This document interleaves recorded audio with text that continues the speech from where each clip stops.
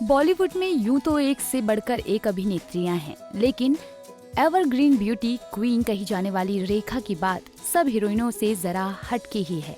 हालांकि रेखा की personal life से जुड़ी कंट्रोवर्सी भी किसी और के हिस्से में नहीं आई। रेखा की जिंदगी में कई डार्क सीक्रेट जुड़े हैं। वो शादीशुदा नहीं है, लेकिन मांग में सिंदूर लगाती हैं। हालांकि इस बारे में उन्होंने कई बार कहा कि उन्हें अच्छा लगता है, इसलिए वो सिंदूर लगाती हैं। लेकिन ऐसी अफवाहें हमेशा उड़ती रहती हैं कि रेखा अमिताभ बच्चन के नाम का सिंदूर लगाती हैं। अब सच क्या है, कोई नहीं जानता।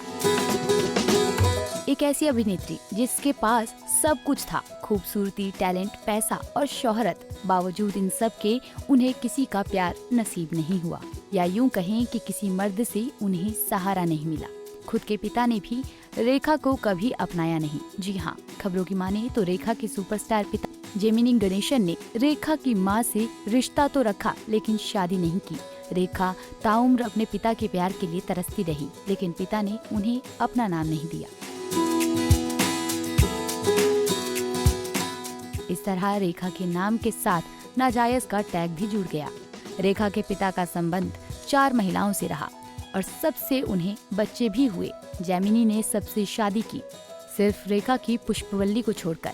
कहा जाता है कि दोनों ने शादी की थी, लेकिन जेमिनी ने कभी खुलकर इस बात को स्वीकारा नहीं। ऐसे में पुष्पवल्ली की दोनों बेटियां रेखा और राधा को वो सम्मान नहीं मिला जो उनके बाकी बच्चों को मिला।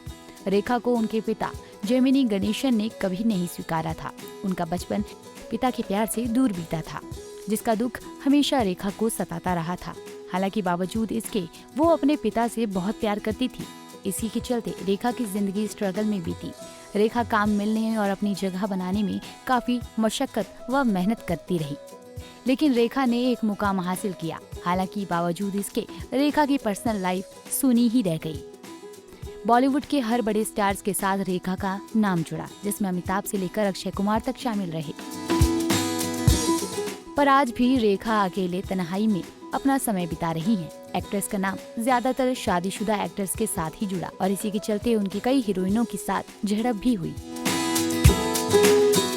कुछ ऐसा ही नरगिस के साथ भी हुआ था। नरगिस एक अफवाह से इतना परेशान हो गई थी कि उन्होंने रेखा को डायन तक कह दिया था। रेखा के चरित्र पर विवादित टिप्पणी करते हुए नरगिस ने उन्हें कहा था कि रेखा मर्दों को अपने जाल में फंसाती हैं और उन्हें एक मजबूत आदमी की जरूरत है। नरगिस दत्त ने गुस्से में आकर रेखा को डायन तक कह दिया था।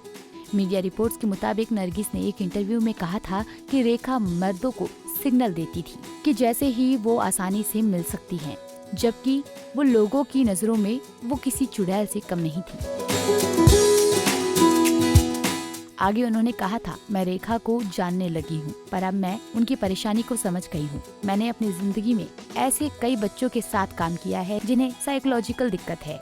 कुछ लोगों में होती हैं ये समस्याएं, वो एकदम खोई रहती हैं। उन्हें एक मजबूत आदमी की जरूरत है।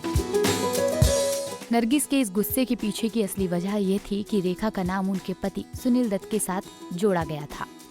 रेखा ने उनके साथ याग कब बुझेगी और प्राण जाए पर वचन न जाए जैसी फिल्मों में साथ काम किया था। इसी बात से नरगिस रेखा से चिढ़ी हुई, लेकिन बाप की बात, रेखा के उनके बेटे के साथ इश्क फरमाने की सुर्खियां भी छाई। संजय दत्त के साथ रेखा ने फिल्म जमीन आसमान में काम किया था। इसी दौरान दोनों के बीच अच्छी दोस्ती हो गई थी।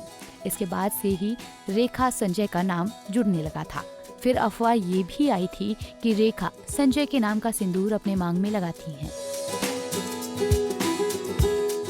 यहाँ तक कि दोनों की शादी की खबरें भी आने लगी, लेकिन संजय दत्त ने इन सभी खबरों का खंडन किया।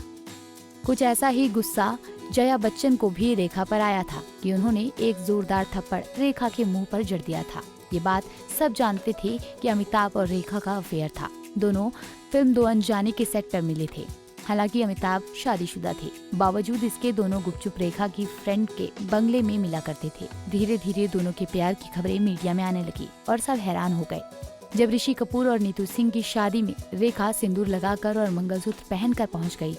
रेखा का लुक सबको अजीब लगा। तब लोगों को शक हुआ कि वो अमिताभ के साथ रिश्ते में है। इस शादी में जया भी थी। कुछ समय तक तो जया शांत रही, लेकिन फिर उनसे सहन नहीं हुआ और चुपचाप सिर झुकाकर रोने लगी। ये सब देखकर रेखा शादी से निकल गई। कहा जाता है कि इस घटना के बाद जया ने अमिताभ बच्चन की गैरहाजिरी में रेखा को डिनर पर बुलाया और उन्हें साफ शब्दों में बता दिया कि वो अपने पति को कभी नहीं छोड़ेंगी, चाहे कुछ भी हो जाए। जया नहीं चाहती थी कि अब रेखा उनके पति के साथ काम करे, लेकिन फिल्म राम बलराम बनाने के लिए प्रोड्यूसर टीटो टू ने रेखा और अमिताभ को कास्ट किया था और टीटो जया के भी दोस्त थे। जब बात जया को पता चली तो उन्होंने टीटो को रेखा की जगह जीनत अमान को कास्ट करने को कहा, लेकिन रेखा ने डायरेक्टर विजय आनंद से बात की और विजय ने प्रोड्यूसर टीटो से बात की और ऐसा ऑफर रखा कि वो रेखा को मना नहीं कर सके। रेखा ने कहा कि वो बिना पैसा लिए फिल्म में काम करेंगी और फिल्म रेखा को मिल गई और फिल्म की शूटिंग शुरू हो गई। जब ये बात जया को पता चली तो वो एक दिन गुपचुप अमिताभ को बताए बिना फिल्म के सेट पर पहुंच गई। वहां पर जब जया ने रेखा और अमिताभ को एक साथ प्राइवेट में बात करते देखा तो उनसे ये बर्दाश्त नहीं हुआ और जया ने सेट पर सबके सामने रेखा के गाल पर थप्पड़ जड़ दिया। ये सब इतना अचानक हो गया कि अमिताभ को समझ नहीं आया कि वो क्या रिएक्शन दे।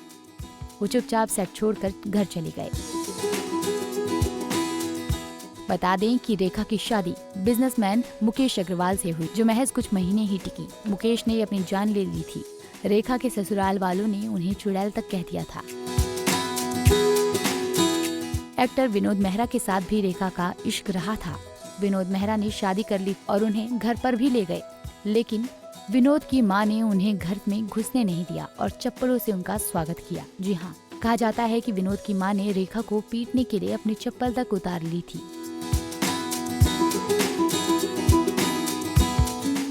खैर, रेखा की जिंदगी में कौन कब आया कब गया किसी को पता नहीं चला, लेकिन ये राज ही बनकर रह गए।